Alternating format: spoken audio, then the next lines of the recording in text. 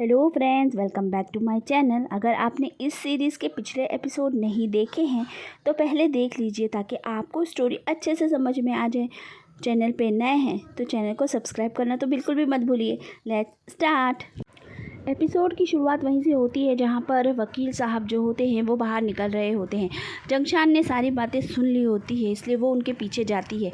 अब वो उनसे क्या बात करती है ये किसी को नहीं बताया जाता। अगले सीन में दिखाते हैं जंगशान जो है लंगशान को एक लेटर छोड़कर चली जाती है। वो लेटर पढ़ता है, उसमें लिखा हुआ होता है कि मुझे ढूंढने की कोशिश मत करना, मैं ठीक हूँ और मेरी फ़िक्र मत करना। वो बेचारा परेशान हो जाता है। अगले सीन में दिखाते हैं जंगशान जो है एक जगह खड़ी होती है अपना पूरा सामान लिए हुए। वो वकील साहब वहीं पर आ जाते हैं और उसको एक टिकट देते हैं। वो टिकट ले लेती है तो वो कहते हैं कि लो मैं छोड़ देता हूँ तुमको, लेकिन वो बोलती है कि नहीं मैं खुद चली जाऊँगी। और वो टैक्सी लेकर चली जाती है, लेकिन उसे ऐसा शक होता है कि उसके पीछे कोई है। वो उनसे बचकर भागती है और अपने दोस्त वैंग लियान को फ़ोन कर देती है। वो आकर उसको वहाँ से लेके चला जाता है। सीन यहीं पे कट हो जाता है। अगले सीन में शीन और जिंजर को दिखाते हैं। वो जिंजर बोल रहा होता है कि सारे लोग सर के बारे में पूछ रहे हैं, टेन्यू के बारे में ही सारे लोग बात कर रहे हैं, अब हमें क्या करना चाहिए। शीन और टेनेन जो है मिलकर एक प्लान बनाते हैं। शीन कहती है अब मैं ऐसा दिखाऊंगी जैसे कि मैं प्रेग्नेंट हूँ और मेरा टेन्यू के साथ में अफेयर चल रहा है। और ये बात लोग मान भी जाते हैं और पेपर में छप जाती है। सब जगह पर यही बातें हो रही होती है।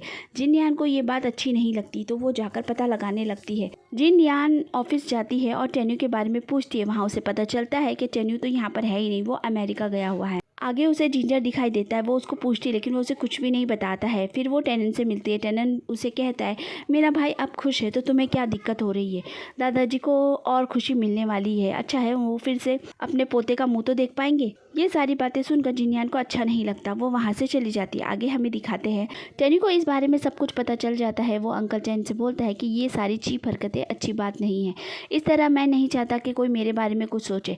आप इस बात को अफवाह की तरह बता दें और मेरी इमेज को फिर से क्लियर कर दें। अंकल चेस बोलते हैं जो बोलोगे वही होगा। टेन्यू की फ़ोटो वायरल हो जाती है जिसमें वो बिजनेस मीटिंग्स वगैरह में होता है, तो सारे लोगों को यकीन हो जाता है कि ये सारी बातें एक अफवाह थी। जिन यान को भी पता चल जाता है। अगले सीन में दिखाते हैं जिन यान जा रही होती है तो रास्ते में उसे जिंजर मिल जाता है। ऑफिस में उसे कुछ भी ना बताने के लिए वो उससे माफ़ी मांगता है। वो उसे लिफ्ट भी देता है। वो बताती है कि वो अपने मम्मी पापा को लेने जा रही है, तो वो उसकी हेल्प करता है और उसके मम्मी पापा को भी लेकर आता है।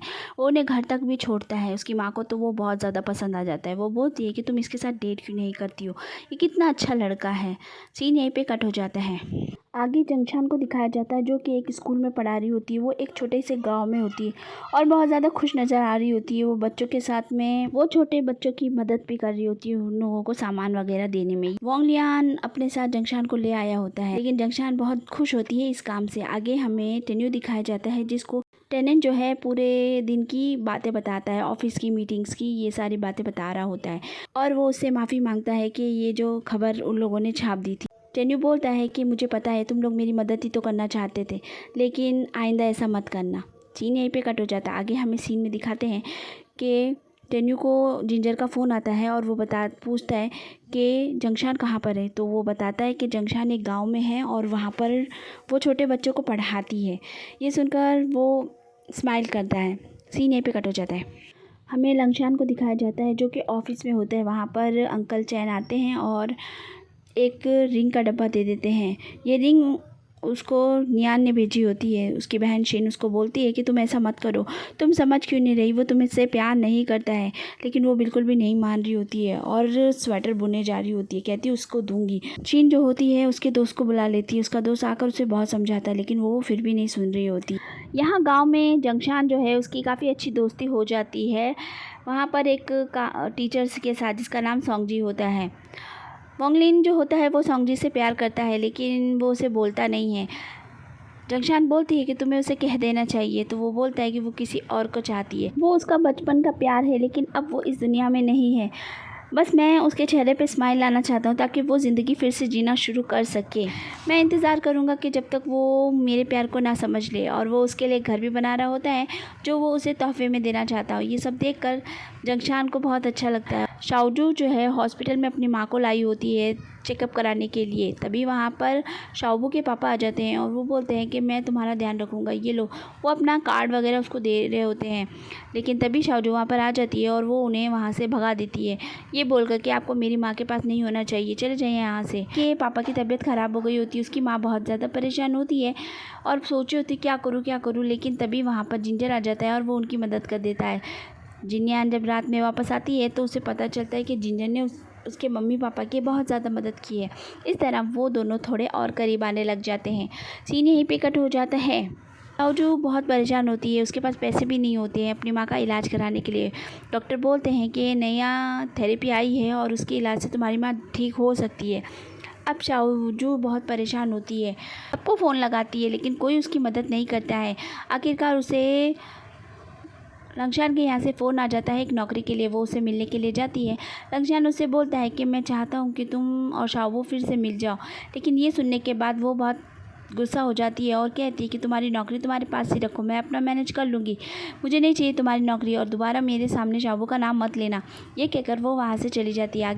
आगे हमें टेनन को दिखाया जाता है जो अपनी पुरानी यादें याद कर रहा होता है जिनलियान के साथ वाली। अब हमें हकीकत बताई जाती है कि उसने क्यों जिनलियान को छोड़ दिया था।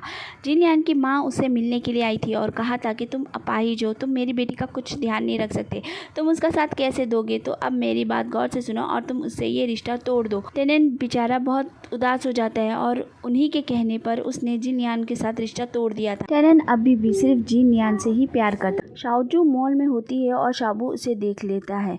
वो उसे जैसे ही देखता है वो उसके पीछे दौड़ता है और उसका घर तक पीछा करता है। वो दरवाजे को बजाता है लेकिन वो दरवाज़ा खोलती ही नहीं है। बहुत देर के बाद वो वहाँ से वापस चला जाता है और वो बहुत ज़्यादा उदास लग रहा होता है। आगे हमें पता चलता है कि लंगशान को पता चल जाता है कि जंगशान कहाँ पर है और वो वहाँ पर पहुँच जाता है। उसे देखकर जंगशान खुश नहीं होती है। वो उसके कमरे में जाता है और बोलता है कि चलो यहाँ से, मैं पैकिंग कर रहा हूँ, हम यहाँ से अभी निकलेंगे। वो कहती है कि छोड़ो ये सब, ये मेरा घर है, मैं यहाँ से कहीं नहीं जाने वाली, मुझे यहीं रहना है, मुझे ये सब पसंद है। वो चौंक जाता है और बैठ जाता है बिस्तर पर। तभी उसका हाथ बिस्तर के ऊपर जाता है तो उसे समझ में आ जाता है कि उसका जो कंघा उसने गिफ्ट में दिया था उसे, वो उसने संभाल कर रखा हुआ है। ये सोचकर वो खुश हो जाता है और वहाँ से चला जाता है। अगले सीन में हमें वैंगलिन और सोंगजी दिखाए जाते हैं। सोंगजी जो है वो ये जगह छोड़कर जा रही होती है, वैंगलिन उसे मना करता है तो वो उसे कहती है कि नहीं, मुझे यहाँ से जाना है और मैं यहाँ पर, तुमने मेरे लिए बहुत कुछ किया है लेकिन अभी फ़िलहाल मैं तैयार नहीं हूँ। ये बोलकर वो वहाँ से चली जाती है। वैंगलिन बहुत ज़्यादा उदास हो जाता है और दुखी भी होता है। उसे एक डायरी मिलती है जिसे वो पढ़ रहा होता है। वहाँ पर जंगशान आ जाती है और बैठती है तो वो उसे बोलता है कि हम जिससे प्यार करते हैं फिर भी हम उसे जाने देते हैं, आखिर हम ऐसा क्यों करते हैं, हम उसे अपने पास क्यों नहीं रख सकते। ये सब सुनकर जंगशान को भी लगता है कि शायद वो भी कुछ भूल रही है। ये सोचकर वो घर जाती है। वहाँ पर उसे लंगशान का लिखा हुआ एक लेटर मिलता है जिस पे उसने लिखा होता है कि भूलना मत, मैं तुम्हारे साथ हूँ। ये सुनकर वो वहाँ से निकलती है और सीधा अपने भाई के पास पहुँच जाती है। वो कहती है कि मैंने सोचा नहीं था कि मैं ऐसा कुछ फ़ील करने वाली हूँ। मैं उसके साथ बहुत ही सेफ़ फ़ील किया करती थी, जैसे कि तुम्हारे साथ करती थी। मैं उसे चाहती हूँ, पसंद करती हूँ। जो वक्त हम दोनों ने साथ में गुजारा है मैं उसे कभी भी नहीं भूल सकती हूँ। और वो कहती है कि भाई, मैंने तुम्हारा भी तो दिल दुखाया है ना, मैं क्या करूँ, सब कुछ बर्बाद कर दिया मैंने, अब मैं क्या करूँ। वो अपने भाई को झंझोड़ देती है तो वो उसे कस के गले लगा लेता है और वो बोलती है कि अब मुझसे और सहा नहीं जा रहा, अब मैं क्या करूँ, मुझे कुछ भी समझ में नहीं आ रहा है। और ये कहकर वो बहुत ज़्यादा रोने लग जाती है। लंगशान बोलता है कि तुम अपने दिल की बात कभी मुझसे कहोगी, ये मुझे पता नहीं था, लेकिन अब तुम्हारा दिल काफ़ी हल्का हो जाएगा, तुम फिक्र मत करो, सब ठीक हो जाएगा।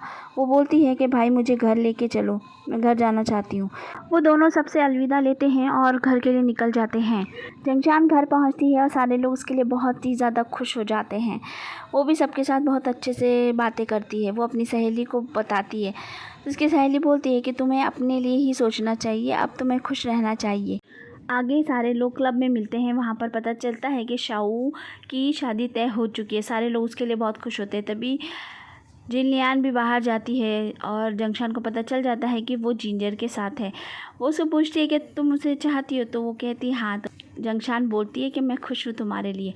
सीन यहीं पे कट हो जाता है। अब हमें आगे दिखाते हैं कि जंगशान जो है जंगशान को पेरिस भेजना चाहता था उसकी आगे की पढ़ाई के लिए, और जंगशान भी बहुत सोचने के बाद ये फैसला कर लेती है कि वो पेरिस जाएगी। वो अपने भाई को जाके बोलती है कि मैं तैयार हूँ जाने के लिए। और सीन यहीं पे। तो फ्रेंड्स, आज का वीडियो यहीं पे ख़त्म होता है। नेक्स्ट वीडियो भी जल्दी आएगा। सॉरी फॉर द लेट डालने के लिए वीडियो, और बाय बाय। अपना ख्याल रखना।